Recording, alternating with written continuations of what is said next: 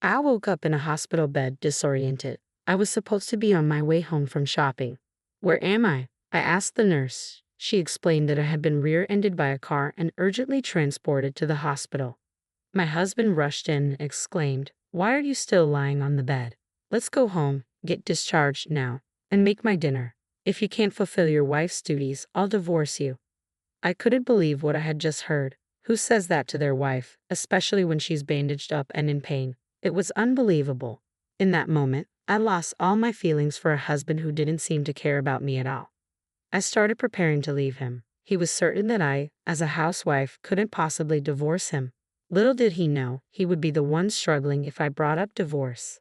My name is Lisa. I became a housewife after marrying Daniel, following his wish. I never disliked my job, and my hard work had started paying off, putting me in an important position with talks of a promotion and reshuffle ahead. When I shared the news of the promotion with Daniel, he immediately insisted that I become a housewife after marriage, convinced we could get by on his salary with some savings. Overwhelmed by his passion, I quit my job. My coworkers and bosses were disappointed, but it was important for me to align with Daniel as a couple.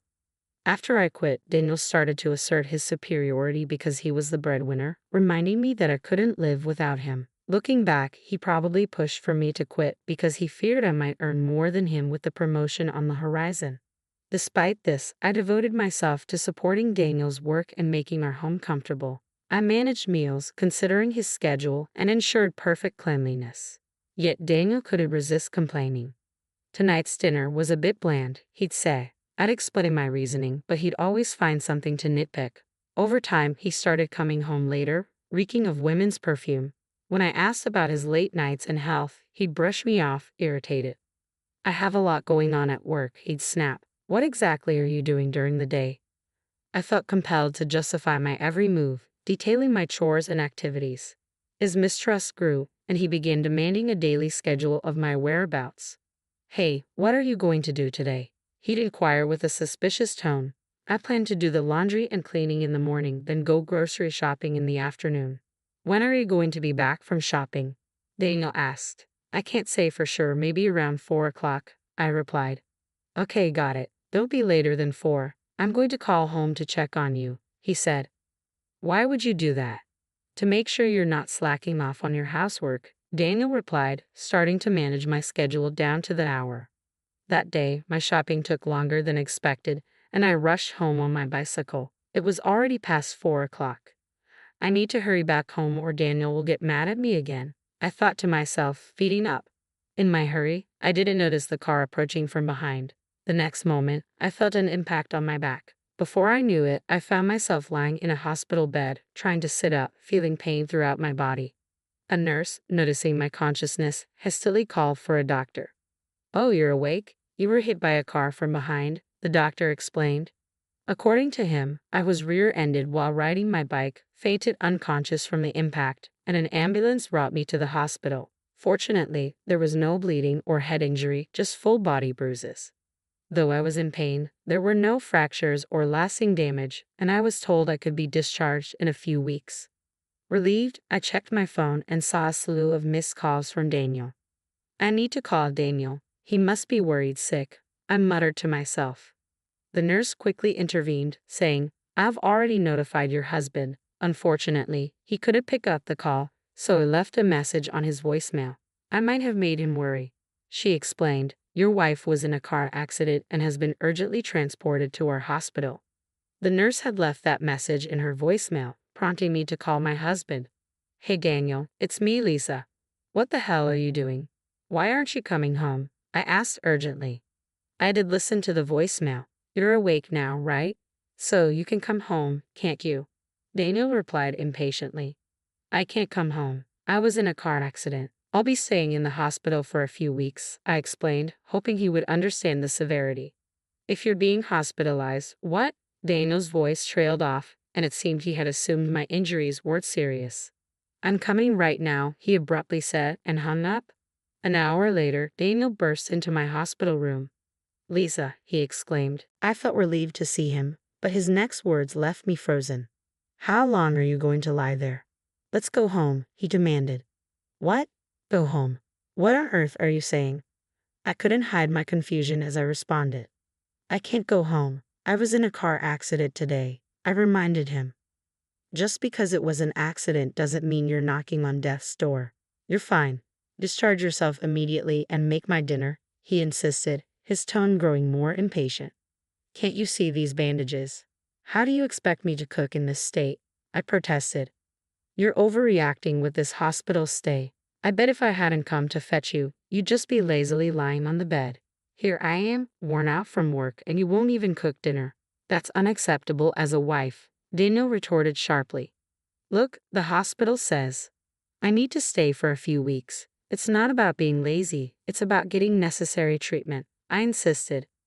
Use any excuse you want, but if you think I'll let you off the hook for housework, you're wrong. If this isn't working for you, I'm okay with getting a divorce, Daniel retorted. That's ridiculous. I can't possibly do housework in this state, I argued. Well then, divorce it is, he said coldly. Daniel seemed to care more about having his housework done than the fact that I had been in a car accident. I felt myself falling out of love with him quickly. Having discovered his true feelings, I made up my mind on the spot. All right, I said. Hearing this, Daniel smirked, seemingly victorious. That's right, you should understand that my word is law. Seeing me still not trying to move, Daniel started to lose his patience. Hey, how long are you going to keep lying around? Start getting ready to leave. Just as Daniel tried to forcibly get me up, the doctor entered the room. What on earth do you think you're doing? He demanded. I was just about to take her home, Daniel responded. Upon hearing this, the doctor became livid. What nonsense. There's a thorough examination scheduled for tomorrow, so she's not allowed to leave. Hearing this, Daniel scoffed at me. If there's an examination and I'll wait 2 or 3 days, I'll stay at my parents' house in the meantime, so make sure you're home by then. As Daniel left the room, I watched him go with a cold gaze. Then I called my lawyer. I didn't have a single shred of affection left for him. Hello, I would like to proceed with that matter, I said, calling my lawyer from the hospital bed. I continued making a few more phone calls, steadily preparing for what was to come. 3 days later, Daniel called my cell. Lisa, why the hell aren't you home yet? He demanded. Are you back home from your parents' house? I asked. Yeah, I am, he grumbled. The examination's over, isn't it? Then stop lounging around and get back to the chores that have piled up. Daniel didn't even bother to ask me about the medical test results. He didn't seem to care about my health one bit. Daniel, you've been staying at your parents' place all this time, right? I asked calmly. I told you already, didn't I? So what? Did you happen to check the mail sent to your parents' house? I inquired. Mail? What on earth did you send? He asked, sounding confused. Divorce papers, I said. In fact, I had a lawyer send the divorce papers, already signed by me, to Daniel's parents' house. The divorce papers, he repeated, surprised. Why are you surprised? You were the one who said, let's get a divorce, weren't you? I reminded him. Daniel sighed as if mocking me. I never thought you were that stupid. Do you think you can live on your own after divorcing me? Who provides for you? My decision was definitely the right one. I can't start doing house chores right after the accident. I need to take better care of my health. That's why I decided to divorce you, I stated firmly. You think you can make a living after divorcing me? You rushed into this decision. Daniel laughed loudly and then hung up the phone. But Daniel had no idea what was coming next. The following day, his parents rushed to the hospital in a panic. We saw what our son has done. It's terrible, they said as they entered my hospital room, bowing their heads in apology. No, it's not your fault, I replied calmly. You're right, the person who needs to apologize is Daniel himself, my father-in-law said. He immediately called Daniel. Come to the hospital immediately, he ordered. Daniel, not understanding what was going on but hearing the seriousness in his father's voice, arrived in my room within minutes. Dad, what's going on? Why'd you call me here? Daniel complained, only to be berated by his father on the spot. Don't be stupid, you caused a mess. Apologize to Lisa right now. What? What are you talking about? Daniel asked, bewildered. My father-in-law held out the envelope I had sent to their house. This letter, which was delivered to our house, he said. Hearing this, Daniel began to laugh with an air of confidence. Oh, the divorce papers. Lisa went and took my threats seriously and sent me the papers. She wouldn't be able to live without me, yet she's acting so foolishly. The problem is this document here, my father-in-law said, taking out a bill for consolation money from the envelope. Upon seeing it, Daniel's face turned pale. Consolation money? Lisa was the one who sent me the divorce papers. Why should I? Daniel stammered. I'd be the one to pay consolation money. She abandoned her duties as a wife, checks herself into a hospital, and I'm the one who owes consolation money. Daniel protested. Enough with all this, my father-in-law said, his voice filled with suppressed anger. He pulled out photographs and a report from the envelope. These are the evidence of your cheating, and here's the investigator's report. Looking at these, there's no doubt you're in the wrong. I can't believe what you've done. Seeing the photos and the report, Daniel turned pale. Lisa, when did you manage to get all this? I had started to suspect Daniel's cheating when he began coming home late, claiming it was for work. He would return each night smelling of women's perfume. At first, I thought he was just drinking at places frequented by women, but when I discreetly checked his credit card statements, I discovered he was dining at trendy restaurants and buying popular brands loved by young women. It was obvious he was spending money on dates with another woman. His behavior became more blatant over time. He started increasing the frequency of his affairs, finding opportunities during his outdoor work hours and even on weekdays. The detailed checks on my daytime activities were his way of avoiding running into me during his meetings with her. Still, I held on to the hope that he would return to me someday. However, Daniel trampled all over these feelings, showing no concern for me after the accident and treating me like a maid. At that moment, I decided to exact my revenge on him. As soon as Daniel left the hospital room, I took action.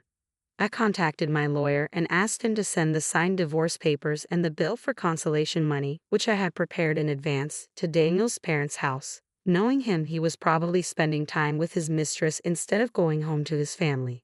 My guess was spot on. Unlike my husband, my in-laws are upright people who would never approve of their son's cheating. Sure enough, upon receiving my letter, my father-in-law and his wife were quick to rush to my hospital room. Having learned everything, Daniel stood there in a daze. So, Lisa, you knew about my cheating all along? Yes, of course, I replied, looking at him with icy eyes. You come home smelling like women's perfume, and you lavish your mistress with your credit card. It's so obvious it would be strange if I didn't notice. Plus, all your phone notifications were visible to me, so I knew exactly when and where you were meeting your mistress. Thanks to that, it was easy to gather evidence. I'm sorry, I was just tempted. I wasn't serious about the divorce. I thought you would come back home right away, Daniel stammered. Even if you weren't serious, I am. I don't want to continue a marriage with a husband who doesn't even worry when his wife has an accident and tries to make her do household chores. You were having fun with your mistress while I was hospitalized, weren't you? I accuse. Hold on, calm down. You're a housewife, right?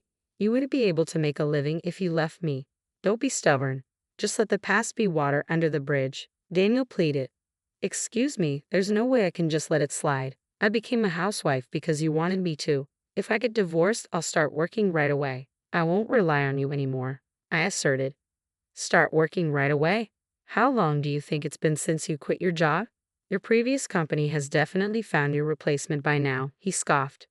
Do you think I've just been doing housework all these years? I've been continuously studying business in my spare time, I revealed confidently. I've got a few ideas lined up so I could probably propose several projects now, I said confidently. It's not that easy. The economy is down everywhere. Even I, who's been working the whole time, can't get a promotion easily, Daniel retorted. Isn't that because you're incompetent at work? A person who dates their mistress during outdoor work hours has bigger problems than just capability, I shot back. What? What would you know? He snapped. I think I know more than you do. In fact, when I approached my former company, they said they wanted me back under the same conditions as before, I revealed. The same conditions? You'd be earning more than me, he said, shocked. Yes, indeed. It was all for nothing, even though you were the one who encouraged me to become a housewife and quit my job. If you didn't want to be overtaken by your wife's salary, maybe you should have tried harder instead of pulling me down, I retorted. Hold on. If that's the case, you don't need the consolation money, right? Please withdraw your claim, he pleaded. Excuse me, there's no way I'm withdrawing it. This consolation money is to make up for the wrong you did.